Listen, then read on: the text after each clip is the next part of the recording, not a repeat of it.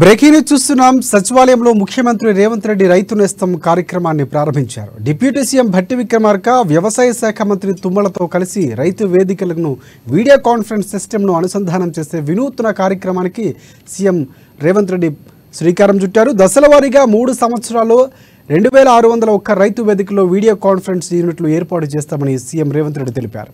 మొదటి దశలో 110 అసెంబ్లీ నియోజకవర్గాల్లో 4.07 కోట్ల రూపాయల నిధులతో డిజిటల్ సిస్టమ్ ఏర్పాటు చేసినట్లు వెల్లడించారు.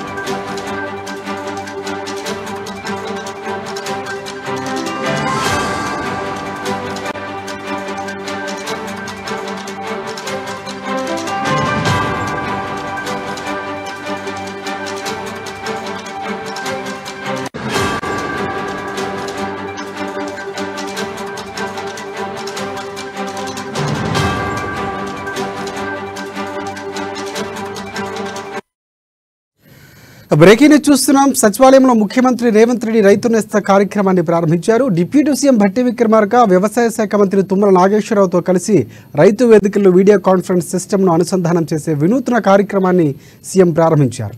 దశలవారీగా 3 సంవత్సరాల్లో 2601 రైతు వేదికల్లో వీడియో కాన్ఫరెన్స్ యూనిట్లు ఏర్పాటు చేస్తామని సీఎం తెలిపారు. మొదటి దశలో 110 అసెంబ్లీ నియోజకవర్గాల్లో 4.07 కోట్ల రూపాయల నిధులతో డిజిటల్ సిస్టమ్ ఏర్పాటు చేసినట్లు ఆయన వెల్లడించారు.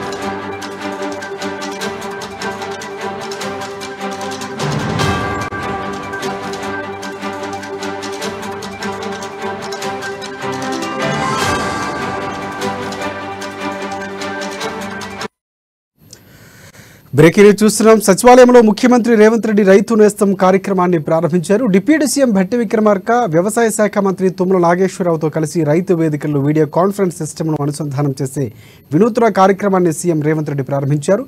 దశల వారీగా 3 సంవత్సరాల్లో 2601 రైతు వేదికల్లో వీడియో కాన్ఫరెన్స్ యూనిట్లు ఏర్పాటు చేస్తామని సీఎం తెలిపారు. ఇక మొదటి దశలో 110 అసెంబ్లీ నియోజకవర్గాల్లో 4.07 కోట్ల రూపాయల నిధులతో డిజిటల్ సిస్టమ్ ఏర్పాటు చేసినట్లు సీఎం రేవంత్ రెడ్డి వెల్లడించారు.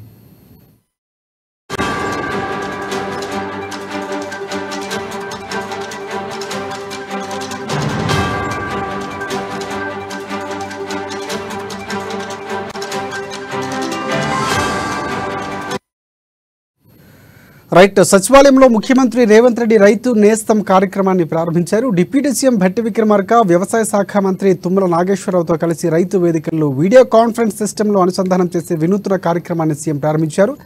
దీనికి సంబంధించి పూర్తి అప్డేట్స్ అందించేందుకు మా ప్రతినిధి రాంబాబు మనకి లైవ్లో సిద్ధంగా ఉన్నారు. రాంబాబు, చెప్పండి.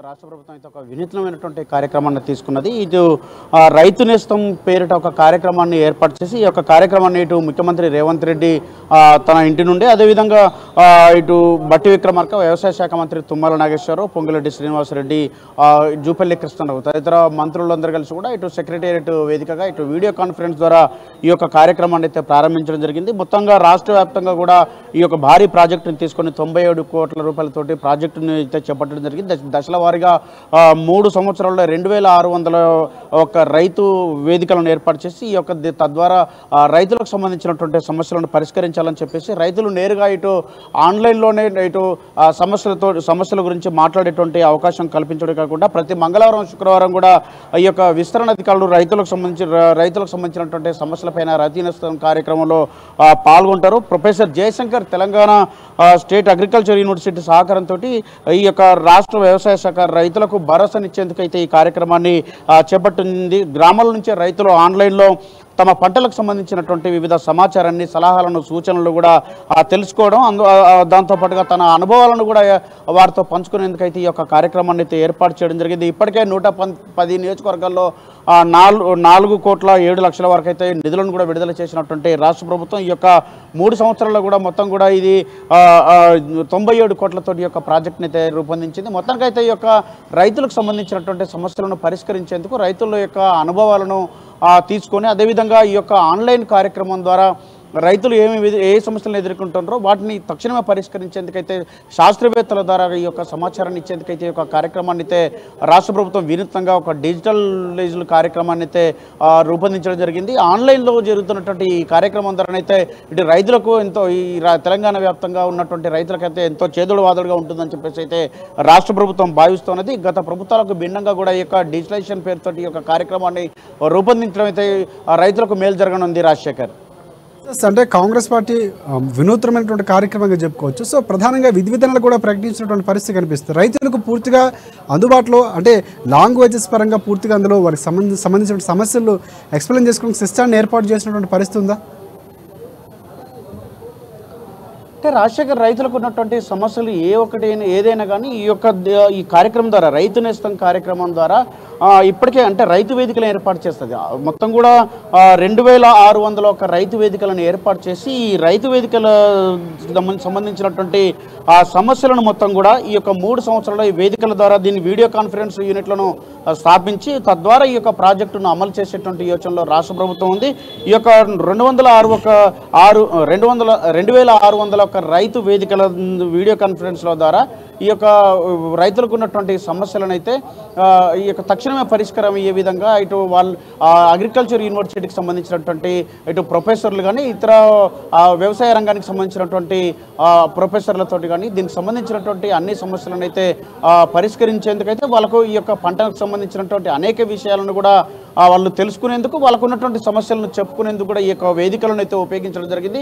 ఈ వేదికలను డిజిటలైజేషన్ చేసి గ్రామాల నుండే ప్రత్యక్షంగా వాళ్ళు ఈ యొక్క కార్యక్రమాలలో రైతు వేదిక ద్వారా పాల్గొని తక్షణమే దీనికి సహాయం పొందే విధంగా దానికి సలహాలు, సూచనలు తీసుకుంటూనే ఆ సమస్యకు పరిష్కారం దిశగా ఈ యొక్క ప్రభుత్వం అయితే చేస్తున్నటువంటి కృషి రైతులకు ఉపయోగపడుతుందని చెప్పేసి రైతులు కూడా భావిస్తున్నారు. ఈ యొక్క వినూత్నంగా తెలంగాణ ప్రభుత్వం తీసుకున్నటువంటి ఈ కార్యక్రమం అయితే మాత్రం కొత్తగా రైతు వేదికల రైతు నేస్తం అన్నటువంటి కార్యక్రమం రైతులకు మేలు జరిగేటువంటి అవకాశం కనపడతా ఉంది.